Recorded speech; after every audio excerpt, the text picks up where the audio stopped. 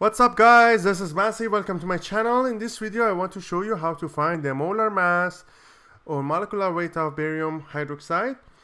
So in order to find the molar mass, we need to find out the atomic mass of all the elements. Barium is 137.33 and oxygen is 15.999 and hydrogen is 1.008.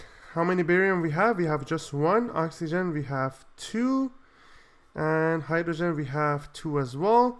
So it's going to be 137.33 and then here it's going to be 15.999 times 2 is 31.998 and this one is 2.016 and when you add them all it's going to be 137.33 plus 31.998 plus 2.016. That makes it as 171.344